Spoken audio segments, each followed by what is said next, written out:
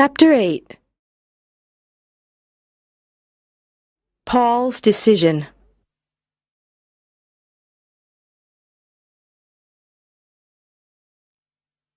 I constantly thought of the day before. I remembered when he took off his face. Behind that blonde hair there was a bald green head. Behind those brown eyes, 2 red ones. And behind the nose, nothing. I shivered.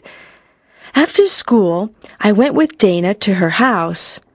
Paul instead stayed at school to make sure that Clyreg went home. When Dana and I arrived at her house, there was no one there. "I hope Matt didn't take the key with him," said Dana. We went in. Dana went to her brother's room. I heard her open many drawers. I crossed my fingers. "Here it is!" Dana exclaimed. "Oh, great! Now let's go back to school," I said. "Wait, my mom will be back soon. I have to leave her a note. I'll tell her I'm at the library," Dana said. We went back to school. Paul was sitting on the steps. "Has Clyreg left?" I asked. "Yes, we can go in," Paul answered. We went up to the science lab. When we arrived, we noticed that the door was open. Someone was whistling inside. "Oh, no. It's the janitor," Paul whispered. "Let's hide in the bathroom," Dana suggested. "It's already been cleaned, so he won't come in." We quickly entered the girls' bathroom and hid. After some time, the janitor walked away. We heard him go down the stairs. "Okay, now," Paul said. We entered the lab and looked around. We opened the chemical cabinet with Matt's Passepartout and examined every container. There weren't any sprays or strange bottles, so we tried the refrigerator. "What's this?" I said. Inside the refrigerator, there was a spray without a label. It was very difficult to open, and it had a bizarre phosphorescence. "Wow! It's probably Clyreg's hypnotizing spray. But how can we be sure?" Paul asked. "We have to be sure that it's the right one. An error could be fatal. I have an idea. I can try the spray on my dog Fred. Fred hates taking baths and especially eating leftovers. I'll spray him. If he doesn't protest, we have the right spray," I said. "Excellent. Please phone me after and tell me the results," Paul said. "I want to know too," Dana added.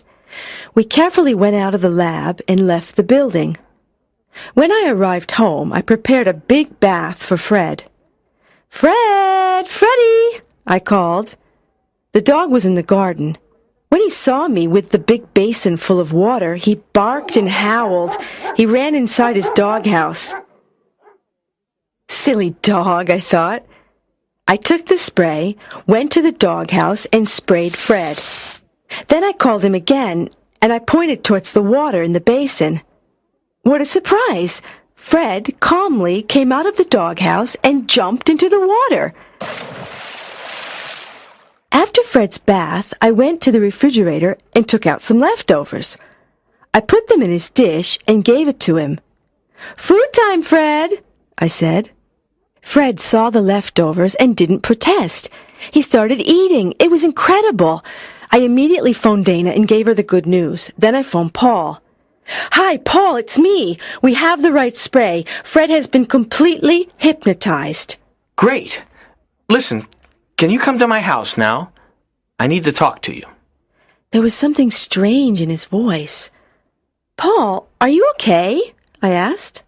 "Yes, I'm fine. I'll tell you everything when you arrive, okay? Please come. It's important." I took the bus and arrived at Paul's house. He was alone, as always. He was in his room with his cat, Apollo, in his arms. "I want to go to Mitrax with Clyreg," Paul said. "What?"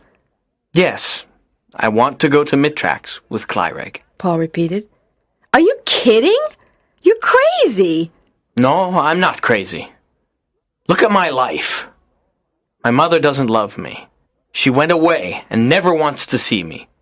How do you think I feel? My father is always working. He doesn't care if I'm here or in Timbuktu. He only cares about his young blonde secretaries." At school, everyone thinks I'm strange. You're my only true friend in class. Jenny, I'm not happy here. Try to understand. This world isn't for me. I don't like my life. I want to test my destiny and see what happens to me. Honestly, I really don't think that Clyreg wants to hurt us students. How do you know? I asked angrily, shocked at what he was saying. He doesn't give me that impression. I'm sure the aliens just want to study us. I feel I can trust them. Also, you know I love space. I've always been interested in astronomy and alien life. This is a fantastic opportunity to see life on another planet, in another galaxy. This is my dream. This opportunity will never exist again. If aliens come to Earth at the next intergalactic meeting, they certainly won't come to our town again. Listening to Paul, I started to understand his point of view. But it was terrible to think that Paul didn't have anyone. No one really cared about him. I was very sad. Running away to another planet isn't the right solution to your problems, I said. But I've tried to talk to my father about my problems. I've tried many times. Nothing has changed. Listen, I want to go to Mitrax. I feel it's the right thing for me. Something inside is pushing me to go. Maybe going to Mitrax was the best thing for Paul, although I still couldn't believe it. If you're convinced, but I'll miss you a lot. I'll never see you again, I said. Nothing is forever. You will see me again. I promise. Don't make promises you can't keep, I said with tears in my eyes. Believe me, Jenny.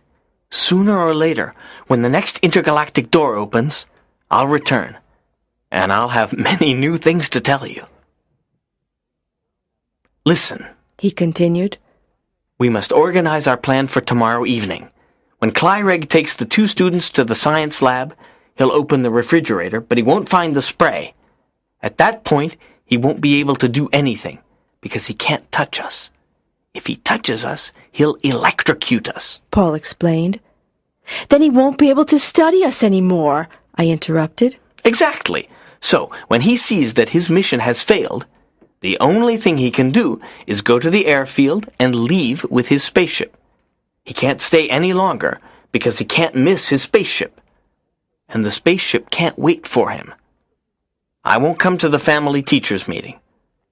I'll wait for Mr. Adams at the airfield. I sadly looked at Paul. Good luck. I'll wait for you, I said. Paul picked up Apollo and gave him to me. I want you to keep him. Take care of him for me. He came closer to me. For the first time we kissed. My heart pounded. Oh, Paul, thanks for Apollo. Thank you very much. I stroked the black cat and he purred.